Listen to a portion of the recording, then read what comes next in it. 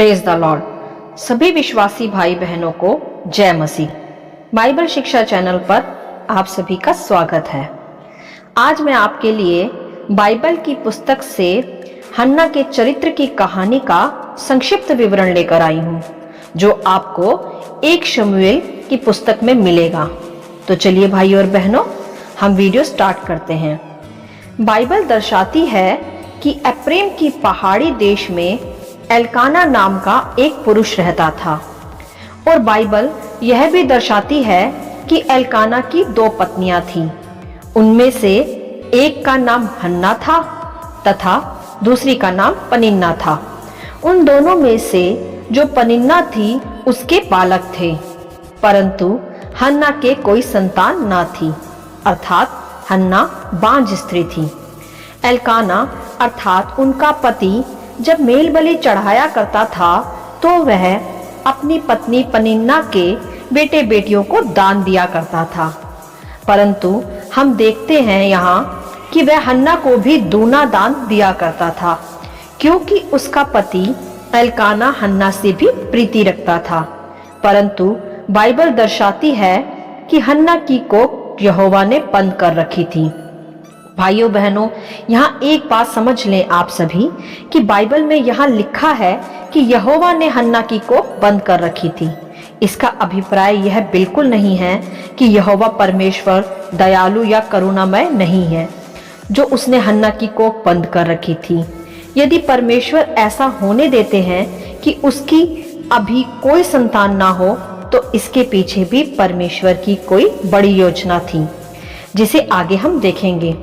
तब हम आगे देखते हैं कि हन्ना के कोई संतान ना हो पाने के कारण उसकी सौत पनिन्ना उसे इस कारण से चिढ़ाती थी। उसकी को तो यहोवा ने बंद कर रखी है, परंतु हन्ना एक प्रार्थना करने वाली, परमेश्वर का भय रखने वाली स्त्री थी। वह प्रतिवर्ष यहोवा के भवन में जाती थी, तब भी पनिन्ना उसको चिढ़ाती थी। इसीलिए हन्ना रोती रहती थी और खाना पीना भी नहीं खाती थी। तब आगे हम देखते हैं कि उसके इस प्रकार रोते रहने से, उदास रहने से उसके पति एल्काना ने उससे कहा कि हे हन्ना, तू क्यों रोती है और खाना क्यों नहीं खाती है? और उसने यह भी कहा कि तेरा मन उदास क्यों है? क्या तेरे लिए मैं 10 बेटों से भी अच्छा नहीं? जी हाँ मेरे प्रियो, इस प्रकार हन्ना के पति एल्काना ने उसे दिलासा दिया तथा उसके टूटे मन को शांत भी किया, क्योंकि उसका पति एल्काना हन्ना से प्रीति रखने वाला था। ऐसा नहीं कि हन्ना की कोई संतान नहीं थी तो वह उसे चाहता नहीं था, वह तो उससे अधिक प्रीति रखता था। इससे यह भी स्पष्ट होता है भाइयों बहनों कि एल्काना जो था वह भी यहोवा का भय रखने वाला तथा उस पर विश्वास रखने वाला मनुष्य था। हमें भी भाइयों इसी प्रकार का हृदय रखना चाहिए। यदि किसी बहन के संतान ना हो तो उसके पति का कर्तव्य यही होना चाहिए कि वह अपनी पत्नी को प्रेम करे तथा उसे सांत्वना दे, ना कि ताने मारे। ताने मारना तथा बुरा भला या बांझ कहना बाइबल के आधार पर पाप है, तो ऐसा कोई भी बिल्कुल ना करे, क्योंकि बाइबल दर्शाती है मेरे प्रियो कि कोख का फल यहोवा की ही ओर से होता है। संतान देना या ना देना सब उसके हाथ में है, इसमें किसी मनुष्य का कोई दोष नहीं। तब आगे हम देखते हैं कि तब हन्ना वहां उठकर मंदिर में गई तथा वहां मंदिर की चौखट के एक बाजू के पास एली याजक कुर्सी पर बैठा हुआ था। एली जो था वह मंदिर में याजक का अर्थात पंडित की तरह काम करता था। वहीं पर हन्ना गई और व्याकुल मन में होकर यहोवा से रो रो कर तथा बिलक बिलक कर प्रार्थनाएं करने लगी। और उसकी प्रार्थना इस प्रकार थी कि वहां उसने यह मन्नत मानी कि हे सेनाओं के यहोवा, यदि तू अपनी दासी के दुख पर सचमुच दृष्टि करे और मेरी सुधि ले और अपनी दासी को भूल ना जाए और अपनी दासी को पुत्र दे, तो मैं उसे उसके जीवन भर के लिए यहोवा को अर्पण कर दूंगी और उसके सिर पर छुरा ना फिरने पाएगा। जी हाँ भाइयों बहनों, हन्ना ने इस प्रकार यहोवा से प्रार्थना की, मन्नत मांगी। यदि परमेश्वर उसे पुत्र दे तो वह उस पुत्र को परमेश्वर की सेवा में अर्पण कर देगी और उसके सर पर छुरा ना फेरने देगी, क्योंकि छुरा फिराने का एक रिवाज यहूदियों में हुआ करता था। अर्थात परमेश्वर के राज्य के कार्य को करने के लिए वह अपने बेटे को परमेश्वर के भवन में दे देगी। तब आगे हम देखते हैं कि जब हन्ना यहोवा के सामने ऐसे प्रार्थना कर रही थी तो एली याजक उसके मुंह की ओर ताक रहा था। हन्ना तो मन ही मन प्रार्थना कर रही थी, उसके होठ हिल रहे थे, परंतु कोई शब्द नहीं सुनाई पड़ रहा था। इसीलिए एली याजक ने समझा कि वो नशे में है। तब एली याजक उससे कहने लगा कि तू कब तक नशे में रहेगी, अपना नशा उतार। तब यह शब्द सुनकर हन्ना ने कहा, नहीं हे मेरे प्रभु, मैं तो दुखिया हूँ, मैं नशे में नहीं हूँ, ना ही मैंने दाखमधु पिया है। मैं तो अपने मन की बातें खोलकर यहोवा को बता रही हूँ। और उसने यह भी कहा कि मुझ दासी को ओछी स्त्री ना जान। जो कुछ भी मैं यहोवा से प्रार्थना में अपने मन की स्थिति बता रही हूँ वह बहुत ही चिढ़ाए जाने तथा सताए जाने के बाद बता रही हूँ। जी हाँ मेरे प्रियो, यहाँ कुछ बातें समझने व सीखने की है। तो पहले हम उन्हें समझेंगे कि जो हन्ना थी वह अपनी सोच पनिन्ना के द्वारा सताई व चिढ़ाई गई थी, इसीलिए वह टूटे मन से यहोवा से प्रार्थनाएं करने पहुंची। कभी कभी परमेश्वर हमारे जीवन में भी कुछ ऐसे लोगों को रखता है मेरे प्रियो, जिससे हमें कुछ दुख मिलता है या हमारा हृदय टूटता है, जिस कारण फिर हम यहोवा परमेश्वर के निकट आते हैं, आत्मा से भरकर प्रार्थनाएं करते हैं। जैसे हन्ना भी पनिन्ना के द्वारा सताई गई और यहोवा से अपने हृदय की बातें खुलकर कही तथा आत्मा में होकर प्रार्थनाएं भी की। उसने अपने हृदय की बातें अपने परमेश्वर से खुलकर की, कोई भी बात अपने हृदय में रखना छोड़ी। यह उत्तम बात है कि हमें भी अपने हृदय की सारी दुख की तथा गुप्त बातें अपने परमेश्वर से ही शेयर करनी चाहिए, किसी अन्य से नहीं, क्योंकि वही उसमें से मार्ग निकालता है तथा हमें छुड़ा भी सकता है, कोई मनुष्य नहीं।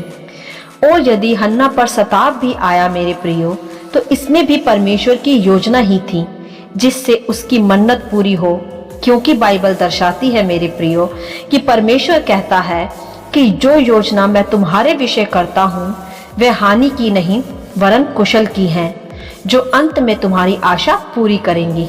हालेलुया। तब आगे हम देखते हैं कि एली याजक ने भी हन्ना को आशीष दी और कहा कि कुशल से चली जा, इज़राइल का परमेश्वर तुझे मनचाहा वर दे।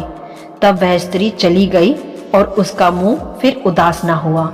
यहाँ एक और बात समझने व सीखने की है मेरे प्रियो, कि जब हन्ना ने प्रार्थना की, हे परमेश्वर तू मुझे पुत्र दे तो मैं उसे तुझे अर्पण कर दूंगी तेरी सेवा के लिए।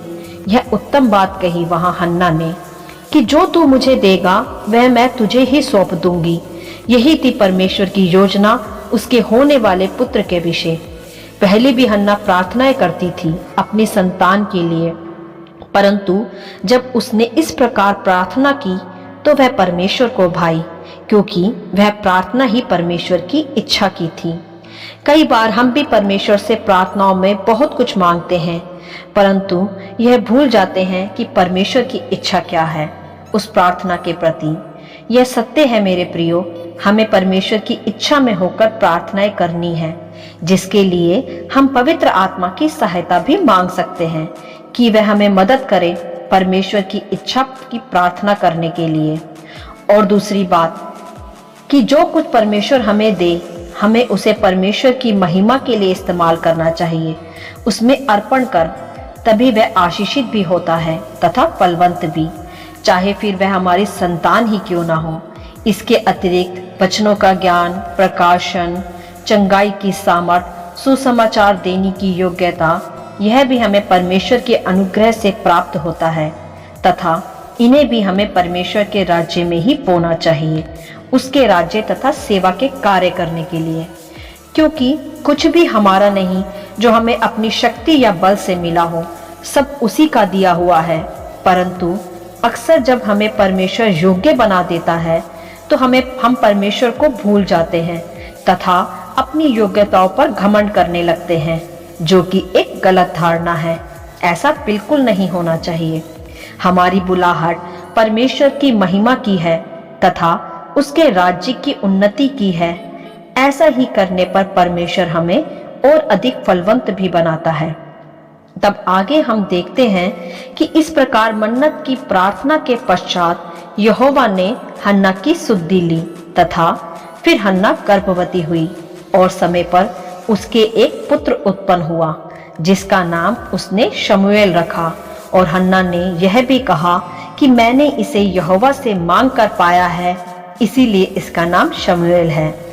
तब जब वह बालक दूध छोड़ने के लायक हो गया, तब हन्ना अपनी मन्नत के अनुसार बालक शमूएल को याजक एली के पास ले गई तथा उससे कहा कि यह वही बालक है जिसके लिए मैं रो रो कर प्रार्थना करती थी, तथा यहोवा ने मेरी सुधि ली और यह बालक मुझे दिया।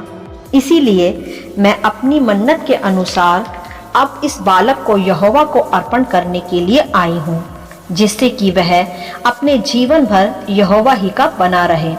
तब उसने अपने बालक को यहोवा को अर्पण किया तथा उसे दंडवत किया और आनंद से यहोवा की स्तुति करने लगी, इस प्रकार कि मेरा मन यहोवा के कारण मगन है। मेरे शत्रुओं का मुंह यहोवा ने बंद कर दिया। और उसने उत्तम स्तुति आनंद से यह की कि वही मारता और जिलाता भी है, वही अधोलोक में उतारता और निकालता भी है, वही निर्धन करता और धनी भी बनाता है, वही कंगाल को उठाकर ऊंचा करता है।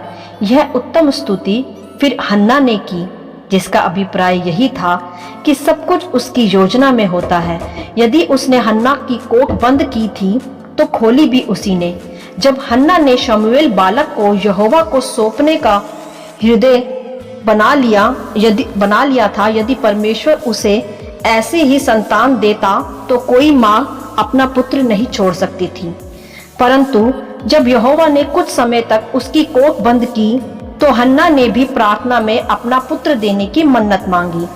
तब वह योजना जो परमेश्वर की उसके पुत्र के विषय थी वह पूरी हुई, क्योंकि शमूएल याजक एली के पास रहा था तथा यहोवा के कार्यों को करने के लिए परिपूर्ण होता चला गया, जैसा बाइबल एक शमूएल की पुस्तक में दर्शाती भी है कि वह परमेश्वर की सेवा टहल में फलवंत रहा।